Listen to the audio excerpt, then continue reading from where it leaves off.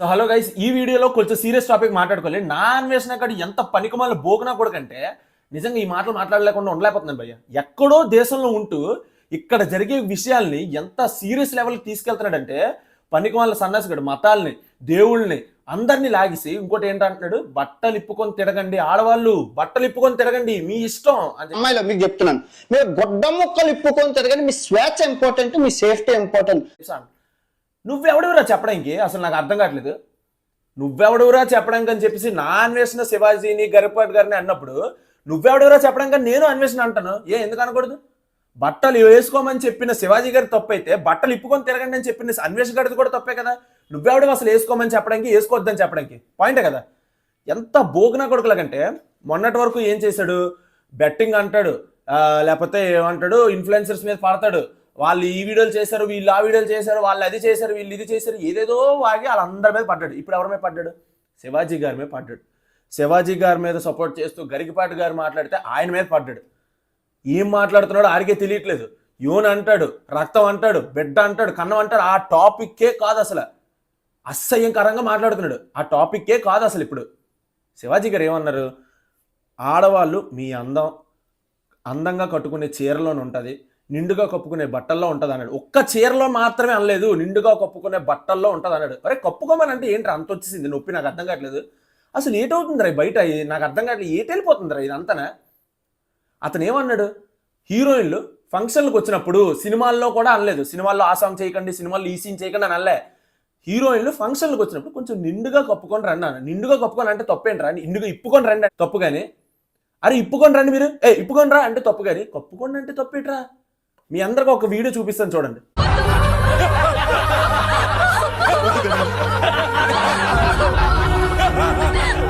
మీ కళ్ళ ముందే ఓ ఆడపిల్ల అందరినీ కనపడివ్వకుండా చేస్తుంటే చూస్తూ ఊరుకుంటారా? ఈ దారుణాన్ని నా పేరు మగాడెవడు లేడా? చూసారు కదా, ఈ సీను ఇప్పుడు జరుగుతుంది బయట సొసైటీలో. ఈ సీను సుడిగాలి సినిమాలో ఉందన్నమాట. అల్లరి నరేష్ గారు చేసిన ఒక కామెడీ సినిమాలో ఇది ఒక సినిమా. ఆ సినిమాలో ఉండే ఇది ఒక సీను. అప్పుల్లో చాలా నవ్వుకున్నాం ఈ సీన్కి ఫుల్గా ఎంజాయ్ చేసాం.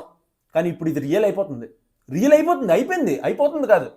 మహిళా సంఘాలు కేసు పెట్టారు శివాజీ గారి మీద, రామ్ గోపాల్ వర్మ వచ్చాడు మాట్లాడేసి, నాగబాబు గారు వచ్చారు, ఓటి అమ్మ సూపర్, అనసూయ గారు, చిన్మయ్య గారు, వీళ్ళందరూ అబ్బాబాబాబా ఇంకా ఫెమినిస్టులు, సూడో ఫెమినిస్టులు ఎవరు పడితే వాళ్ళు వచ్చేసి మీదన పడిపోయి రోడ్డుకి లాగేశారు శివాజీ గారు.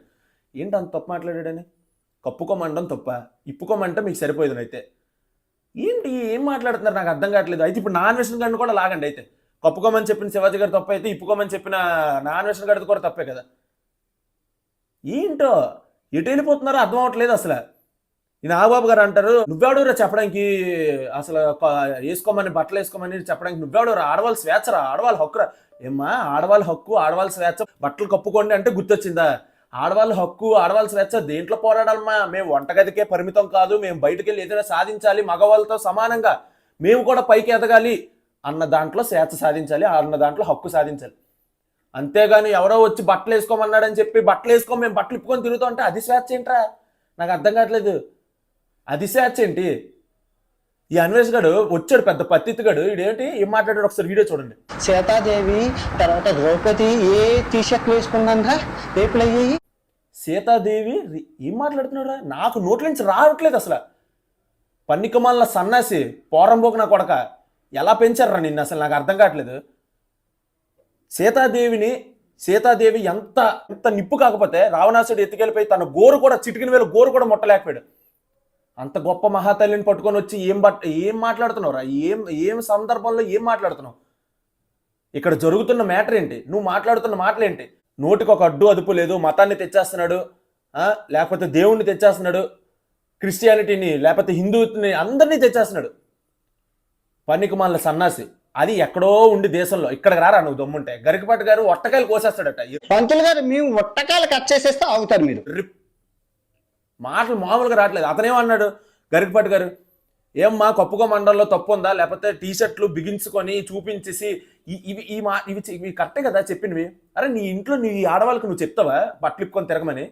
వీడియోలో అన్వేషణ ఏమన్నాడంటే, అమ్మ ఆడవాళ్ళు ఎవరెవరైతే ఉన్నారో వాళ్ళందరూ నా వీడియోలు చూపించండి, ఎవరైనా ఏమైనా మాట్లాడితే నా వీడియో చూపించండి, బట్టలు ఇప్పుకొని తిరగండి అమ్మా మీరు అని చెప్పి అంటున్నాడు. బట్టలు ఇప్పుకొని తిరగాల? నువ్వెవడవరా చెప్పడానికి? మీ ఇంట్లో చెప్పరా వెళ్ళి? మీ ఇంట్లో ఉంటారు కదా లేడీస్, నేను అన్ను, నాది అలాంటిది బుద్ధి కాదు, నేను అన్ను. నువ్వు ఇక్కడ ఏదైతే వీడియోలో అందరినీ బట్టలు ఇప్పుకొని తిరగని చెప్పి అన్నావు కదా అందరు లేడీస్ని, నువ్వు వెళ్ళి మీ ఇంట్లో చెప్పరా? బోకు నా కొడక. నాకు చాలా అంటే చాలా చాలా రాంగ్ వేలో వెళ్ళిపోతుంది గైస్. మీకు ఇంకో విషయం చెప్పాలి. అసలు ఏం జరిగిందంటే, ఇప్పుడు ఈ శివాజీ గారు మాట్లాడిన ఆడవాళ్ళది ఏదైతే మాట్లాడిందో, ఇప్పుడు బయటకు వచ్చారు భయ్య ఒక్కొక్కడు గొంతులో దూరిని ఎలకల్లాగా ఒక్కొక్కడు బయటకు ఎలా వచ్చాడంటే, రామ్ గోపాల్ వర్మ, నాగబాబు గారు, అనసూయ గారు, చెన్మయ్య గారు, ఇలా ఒక్కడు ఇగో ఇప్పుడు బోకున కొడుకు అన్వేషణ ఈడు, ఎంతమంది బయటకు వచ్చారు. మొన్న రీసెంట్గా నాది కూడా తప్పు ఉంది భయ్య, నాది కూడా తప్పు ఉంది. బిగ్ బాస్ ఫినాలే జరిగింది, మీ అందరికీ తెలుసు, మనం బిగ్ బాస్ వీడియోలు చేసాం, అందరూ చేశారు. ఈ బిగ్ బాస్ వీడియోలు చేస్తున్న క్రమంలో కళ్యాణ్ విన్నర్ అయ్యాడు. Kalyan top top top top అని బయట మోత మోగుతుంది. కానీ ఇంకొక విషయం ఏంట్రా అంటే, అదే టైంలో జ్యోతి ఎర్రాజు గారు ఆవిడ మన ఇండియాకి అంటే 100 మీటర్ రన్ రేసులో గోల్డ్ మెడల్ సాధించి అంత ఘనంగా సాధించి విజయం పొందితే అక్కడ నించున్నప్పుడు ఆ స్టేజ్ మీద చుట్టుపక్కల ఒక్క మనిషి కూడా నిన్ను సపోర్ట్ చేయకుండా, చుట్టుపక్కల ఒక్క మనిషి కూడా నిన్ను ఎంకరేజ్ చేయడానికి, నిన్ను కంగ్రాచులేట్ చేయడానికి ఒక్క మనిషి కూడా లేనప్పుడు ఆవిడ ఆ బాధను చూసి కంట్లో నుంచి నీళ్ళు తిరిగి ఆవిడకి. నాకే తెలియదు భయ్యా, నేను కూడా సోషల్ మీడియాలో రీల్ చూసే తెలుసుకున్నాను. ఓటి అమ్మ 100 మీటర్ రేస్లో గోల్డ్ మెడల్ వచ్చింది, నాకే తెలియదు, నిజంగా తెలియదు. నేను కూడా ఉన్నాను భయ్యా ఈ సొసైటీలో, నేను కూడా ఉన్నాను, నేను కూడా రాంగ్ వేలోనే వెళ్తున్నాను. నేనే కాదు అందరూ వెళ్తున్నారు, నన్ను నేను కూడా కలుపుకొని చెప్తున్నాను, ఏదో మీకు కూర్చొని లెక్చర్ ఇవ్వట్లే. అలాంటి వ్యక్తిని పట్టించుకోలేదు మనం. చాలా సిగ్గేస్తుంది, చాలా చాలా సిగ్గేస్తుంది నిజంగా. ఆ టైంలో ఈ నాగబాబు గారు కానీ, ఈ రామ్ గోపాల్ వర్మ కానీ, ఈ అనసూయ గారు కానీ, చెన్మయ్య గారు కానీ ఎవ్వడు రాలేదు. ఈ అన్వేషణ నా కొడుకు కూడా రాలేదు, ఎవ్వరు రారు. ఆవిడని సపోర్ట్ చేయడానికి వచ్చారా? రాలే. గవర్నమెంట్ ఏమైనా సపోర్ట్ చేయడానికి వచ్చిందా? గవర్నమెంట్ ఏమైనా సత్కరించిందా ఘనంగా? రాలే. కానీ రీసెంట్గా మీకు గుర్తుంటే మెస్సీ వరల్డ్ ఫుట్బాల్లో కింగ్ అతను, మెస్సీని ఇండియా పిలిపించినప్పుడు కోల్కతాలో 70 అడుగుల విగ్రహం కట్టించింది. ఎందుకు కట్టించారు? ఎటు వెళ్తుంది అసలు భయ్య మనకి ఇండియా? నాకు అర్థం అవ్వట్లేదు. బట్టలు వేసుకుంటారా అంటే వచ్చిన రోడ్డుకి లాగేస్తున్నాడు, బట్టలు వేసుకోమని చెప్పిన వ్యక్తిని రోడ్డుకి లాగేస్తున్నారు. మన ఇండియాలో సునీల్ చెట్రీ ఉన్నాడు, మన ఇండియాలో సునీల్ చెట్రీని పట్టించుకోడు ఒక్క నా కొడుకు కూడా. పక్కోడు దేశంలో ఉన్న మెస్సీని లాక్కొని వచ్చి ఇక్కడ తీసుకొని వచ్చి బలవంతంగా ఇక్కడ నించోబెట్టి విగ్రహాలు కట్టిస్తారు. విగ్రహాలు ఏం సాధిస్తారా విగ్రహాలు కట్టించి? 70 అడుగుల విగ్రహం దేనికి? మెస్సీ ఏం చేశాడనేసి మన ఇండియాకి? లేకపోతే మన ఇండియాకి మెస్సీకి ఉన్న సంబంధం ఏంటి? మన ఇండియాకి మెస్సీకి ఉన్న సంబంధం ఏంటి? విగ్రహం దేనికి?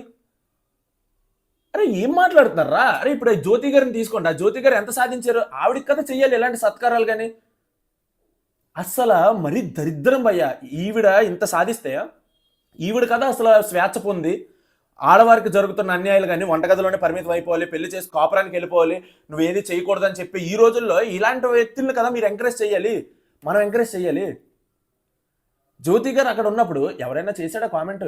ఎవరైనా రీల్ చేశాడా? ఎవరైనా స్టేటస్ పెట్టాడా? ఎవరైనా పోస్టులు పెట్టాడా? ఈ అనసూయ గారు కానీ చెన్మయ్య కానీ ఎవరైనా పెట్టాడా? పెట్టరు.